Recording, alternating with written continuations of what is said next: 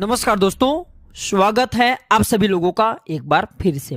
शरद पूर्णिमा की रात क्यों बनाई जाती है खीर, जाने इस खीर को खाने के लाभ एवं शरद पूर्णिमा की संपूर्ण जानकारी। आज का जो वीडियो का विषय है बहुत ही सुंदर है। शरद पूर्णिमा के दिन इस जानकारी को आप बिल्कुल ही जरूर देखिए और मैं जो जानकारी बताऊंगा इस जानकारी को मिस मत करना। आपके शरीर में एक ऐसा अमृत पैदा करने का तरीका बताऊंगा जिससे आप आजीवन यौवन रहेंगे, आपके शरीर में कभी बुढ़ापा नहीं आएगा। इसलिए मैं बोल रहा हूं कि इस वीडियो को ध्यान से देखना। इस वीडियो को देखने के बाद आपको अन्य वीडियो देखने की जरूरत नहीं पड़ेगी, ध्यान से देखना। देखिए, शरद पूर्णिमा पर खीर बनाने की परंपरा काफी समय से चली आ रही है। रात को चंद्रमा की रोशनी में दूध से बनी खीर रखी जाती है और फिर उसे मां लक्ष्मी को भोग लगा करके सुबह प्रसाद के रूप में प्राय सभी लोगों में बांटा जाता है। तो आज हम आपको बताने जा रहे हैं कि ये जो खीर है इसे खाने से क्या लाभ होता है। वास्तव में हमें शरद पूर्णिमा के दिन चांद की रोशनी में क्यों खीर रखना चाहिए, सारे जानकारी इस वीडियो में विस्तार से बताएंगे। तो अश्विन मास की पूर्णिमा को शरद पूर्णिमा कहते हैं। शरद पूर्णिमा की रात को चांदनी की रोशनी की रात कहा जाता है। इस दिन खीर बना करके रखने की परंपरा काफी लंबे समय से चली आ रही है और मान्यता है कि शरद पूर्णिमा की रात को चंद्रमा की किरणें से अमृत वर्षा होती है। इसलिए खीर बना करके कुछ घंटों के लिए चंद्रमा की शीतल जो रोशनी है इसमें रखनी चाहिए, फिर इसका सेवन करना चाहिए। मान्यता है कि शरद पूर्णिमा की रात को ही भगवान श्री कृष्ण ने महारास किया था। भगवान श्री कृष्ण ने बंसी बजाकर के गोपियों को अपने पास बुलाया था और ईश्वरी अमृत पान करवाया था। अतः शरद पूर्णिमा की रात का जो खास करके बहुत ही हमारे हिंदू धर्म में विशेष स्थान होता है। इस रात को चंद्रमा अपनी 16 कलाओं के साथ पृथ्वी जो नजदीक होते हैं उस समय आ जाते हैं, शीतलता प्रदान करती हैं, पोषक शक्ति एवं शांति रूपी अमृत वर्षा करती हैं। देखिए ध्यान से सुनना। जब द्वापर युग में भगवान श्री कृष्ण का जन्म हुआ तब मां लक्ष्मी राधा रूप में अवतरित हुई।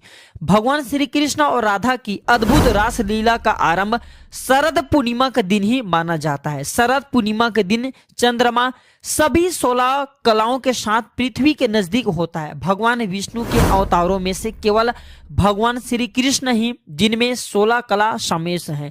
जो भगवान श्री कृष्ण है, भगवान विष्णु के समस्त अवतार हुए, इसमें भगवान श्री कृष्ण ही एक ऐसे अवतार माने गए हैं जिसमें 16 कला का समावेश है, जबकि भगवान राम का जन्म केवल 12 कलाओं के साथ में हुआ था। ज्योतिष की मान्यता के अनुसार शरद पूर्णिमा के दिन चंद्रमा की किरण में उपचार करने की शक्ति विद्यमान होती है, जिनमें अमृत वर्षा की तरह भी इसे देखा जा सकता है। वीडियो ध्यान से सुनना, वीडियो आधे बीच में छोड़ करके मत जाना।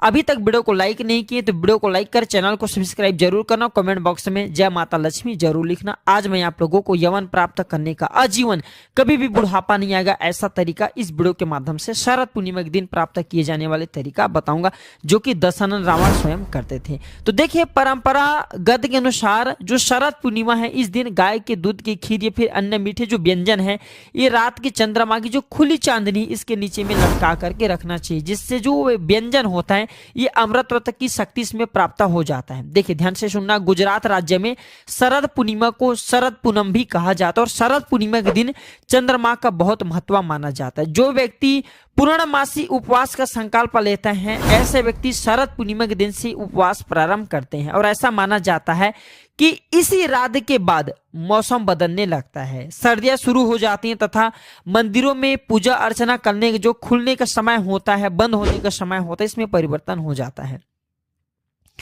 शिव भक्तों के लिए शरद पूर्णिमा का विशेष महत्व होता है। मान्यता है कि भगवान शिव और माता पार्वती के पुत्र जो कुमार कार्तिकेय हैं ये शरद पूर्णिमा के दिन ही इनके जन्म हुआ था।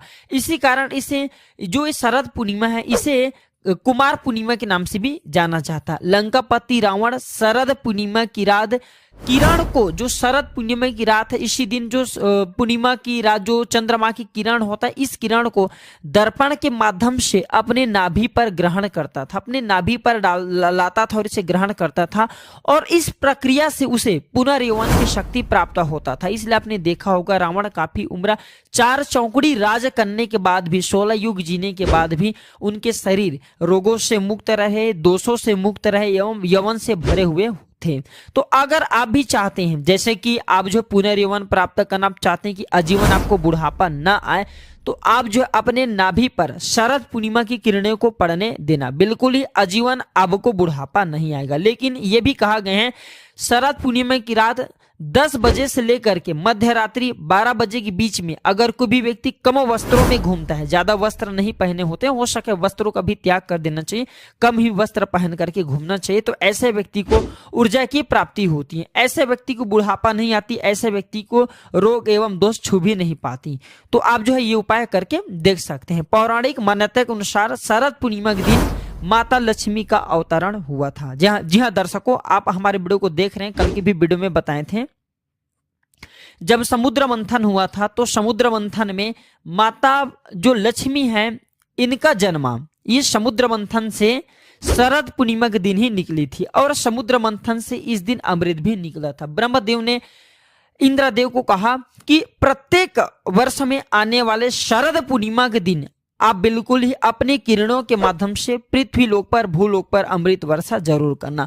और ये जो अमृत वर्षा है स्वयं चंद्रदेव अपने किरण के माध्यम से पृथ्वी लोक पर करते हैं। इस अमृत वर्षा से लोग रोग एवं दोषों से मुक्त होता है। इसलिए शरद पूर्णिमा की रात्रि कम वस्त्रों में हमें घूमना चाहिए, इससे हमारे शरीर में यौवन हमेशा प्राप्त होता है। मैं आप लोगों को वीडियो के आखिरी में इसका और जबरदस्त चमत्कारिक प्रयोग बताऊंगा, जिससे आप आजीवन यौन शक्ति प्राप्त करे रहेंगे, आपको बुढ़ापा नहीं छुएंगे। चलिए इस वीडियो में जानते हैं शरद पूर्णिमा की रात क्या करे और क्या ना करे। अभी तक वीडियो को लाइक नहीं किया तो वीडियो को लाइक कर दीजिए और वीडियो को ध्यान से देखना। अधूरे ज्ञान हमेशा खतरनाक साबित होते हैं। दर्शकों वीडियो को आधे बीच में छोड़ करके जाते हैं तो इसमें आपको ही नुकसान होते हैं, क्योंकि हो सकता है आज मैं आप लोगों को जो जानकारी बता दूं, इस जानकारी आपको आने वाले समय में ऐसा फायदा पहुंचाएं जिसकी आप कल्पना न कर सके। अर्थात इस जानकारी से हो सकता है आपके भला हो जाए, आप जो है आजीवन यौवन को प्राप्त करें, आपको बुढ़ापे न छुए। तो शरद पूर्णिमा की रात क्या करे क्या ना करे, तो देखिए ध्यान से सुनना। जो शरद पूर्णिमा की रात है इस दिन नेत्र ज्योति बढ़ाने के लिए ध्यान से सुनना, शरद पूर्णिमा की रात 15 से लेकर के 20 मिनट तक चंद्रमा को देखने का अभ्यास करना चाहिए। कम से कम 15 से 20 मिनट तक इस दिन अगर आप चंद्रमा को एकदम अगर आप देखते हैं, बिल्कुल ही ध्यान से देखते हैं, आप अपने जो नेत्र की पलक है इसे बंद नहीं करते, तो अब की आंख की ज्योति काफी बढ़ जाती है, गिद्ध जैसा दृष्टि प्राप्त हो जाता है, ऐसा हमारे धर्मशास्त्रों में लिखा है। हो सके तो शरद पूर्णिमा की रात में सुई की धागा पिरोने का अभ्यास करना चाहिए। जो सुई की धागा इसे पिरोने का अभ्यास करना चाहिए, इससे नेत्र की ज्योति बढ़ती है। शरद पूर्णिमा पर चंद्रमा की चांदनी गर्भवती महिला की नाभि पर पड़े तो जो गर्भ में पलने वाले जो बच्चे होते हैं वो हष्ट होते हैं, पुष्ट होते हैं, और ऐसे बच्चे अगर ऐसे बच्चे का जन्म होता है तो ऐसे व्यक्ति काफी ज्ञानी होते हैं। ऐसे जो बच्चे होते हैं शरीर से हष्ट एवं पुष्ट हो जाते हैं और पहलवान जैसे इनके शरीर में हजारों हाथी के जैसा बल आ जाते हैं। हमारे धर्मशास्त्र कहते हैं इस दिन यौन संबंध से दूर रहना चाहिए। ऐसा माना जाता है कि इस दिन संबंध बनाने से जो बच्चा पैदा होते हैं वह विकलांग होने की आशंका रहती है, तो इस बात का जो है थोड़ा सा विशेष ध्यान रखना।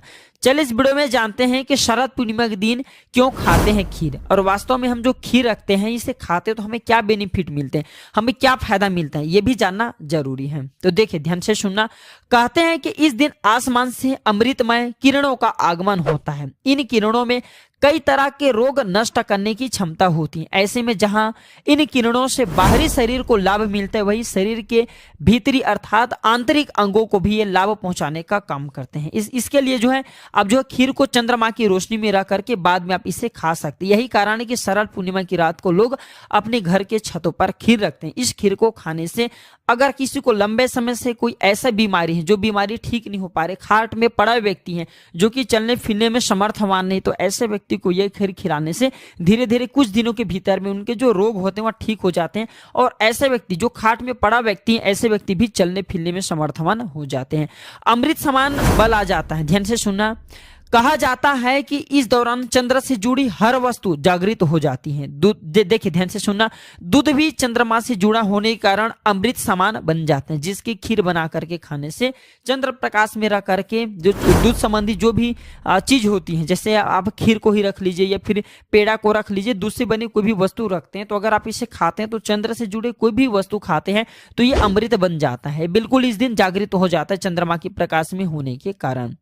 और यह भी मान्यता है कि पूर्णिमा का दिन, ध्यान से सुनना, शरद पूर्णिमा के दिन दूध या खीर के प्रसाद वितरण करने से चंद्र दोष दूर होता है, लक्ष्मी माँ की कृपा प्राप्त होता है। इसलिए कुछ स्थान पे सार्वजनिक रूप से खीर का प्रसाद बांटा जाता है। और देखिए, अगर इस दिन अगर आपके पारिवारिक जीवन में, वैवाहिक जीवन में कोई परेशानी आ रही है, चंद्रमा के दोष के कारण ही, चंद्र से जुड़ी दोष के कारण ही वैवाहिक जीवन में परेशानी आती है, व्यक्ति की जो वैवाहिक जीवन में कोर्ट कचहरी का मामला चल रहे हैं, किसी भी प्रकार के लंबे समय से वैवाहिक जीवन का आनंद नहीं ले पा रहे हैं, तो शरद पूर्णिमा के दिन आप जो है खीर को जरूर खाइए, रखा हुआ खीर को जरूर खाइए, या फिर शरद पूर्णिमा की रात्रि में कम वस्त्रों में जरूर घूमें। और इस दिन कोई भी जड़ी बूटी को चांद के प्रकाश में रखते हैं तो वह जागृत हो जाते हैं। हर दिन बोलते हैं ना, जागृत चीज हमेशा फल देते हैं। तो हो सके तो इस दिन आप चाहें तो तुलसी की जड़ को रख सकते हैं, रुद्राक्ष को रख सकते हैं। इस दिन रुद्राक्ष को रखने के बाद अगर आप धारण करते हैं तो वह रुद्राक्ष सिद्ध हो जाते हैं। ऐसे रुद्राक्ष बहुत ही फलकारी होते हैं। कोई भी जो जड़ी बूटी है, वो जड़ी बूटी भी आप इस दिन रख करके फिर बाद में दूसरे दिन चांदी की ताबीज में भर करके पहनते तो वह जागृत हो जाते हैं, सिद्ध हो जाते हैं, आपको काफी फल प्रदान करते हैं। कोई भी रत्न को रखते हैं वो भी जागृत हो जाते हैं और शीघ्र फल देने लगते हैं। इस दिन जितना ज्यादा हो सके मंत्र जाप करना चाहिए, उतना ही जल्दी आपको सिद्ध मिलेंगे। कोई मंत्र आप जाप कर रहे हैं लंबे समय से, वह मंत्र सिद्ध नहीं हो पा रहे, वो मंत्र आपको फल नहीं दे पा रहे, तो शरद पूर्णिमा के दिन ऐसा माना जाता है, केवल शरद पूर्णिमा के दिन बड़े से बड़े मंत्र को 108 बार बस अगर आप जप देते हैं तो वह मंत्र सिद्ध हो जाते हैं और आपको तत्काल फल देना शुरू कर देते हैं। बहुत से लोग शरद पूर्णिमा के दिन मंत्र जागृत करते हैं। अगर आप इस दिन माँ लक्ष्मी की कोई भी मंत्र, जैसे कि ओम श्रीम श्री नमः, इस प्रकार के मंत्रों का जाप करते हैं तो अत्यधिक ये लाभ देना शुरू कर देते हैं। कोई भी बीज मंत्र है, शावर मंत्र, इस मंत्रों को जाप करते हैं, ये भी सिद्ध देना शुरू कर देते हैं। और इस दिन शरद पूर्णिमा के दिन माँ लक्ष्मी उल्लू पर सवार होकर के पृथ्वी लोक पर प्रत्येक मनुष्य के द्वार में जरूर आती है। इसलिए इस दिन कभी भी अपने घर के द्वार की पट अर्थात दरवाजे को बंद नहीं करना चाहिए। इस दिन हो सके तो रात्रिकालीन 9 बजे से लेकर के 3 बजे के बीच अपने द्वार को जरूर खोल करके रखना चाहिए, क्योंकि खुले द्वार पर माँ लक्ष्मी बिना पूछे प्रवेश कर जाती है। तो आशा करता हूँ कि शरद पूर्णिमा के बारे में जितने भी संपूर्ण जानकारी बताए हूँ, ये जानकारी आपके जीवन में कल्याणकारी साबित जरूर होंगे, मंगलमय साबित जरूर होंगे। वीडियो को लाइक कर चैनल को सब्सक्राइब जरूर करना। और हर दिन की तरह कहना चाहूंगा, इस वीडियो को अपने तक सीमित मत रखना, इस वीडियो को आगे जरूर शेयर करना। हो सकता है आपके एक शेयर किसी के लिए कल्याणकारी साबित हो जाए, मंगलमय साबित हो जाए, किसी की गरीबी एवं निर्धनता को मिटा दे, जो लंबे समय से रोगग्रस्त है, ऐसे व्यक्ति के रोग को दूर कर दे। तो जनहित के लिए इस वीडियो को आगे जरूर शेयर करना। आज की जानकारी पर समाप्त करता हूँ दर्शकों। वीडियो देखने के लिए धन्यवाद। नमस्कार।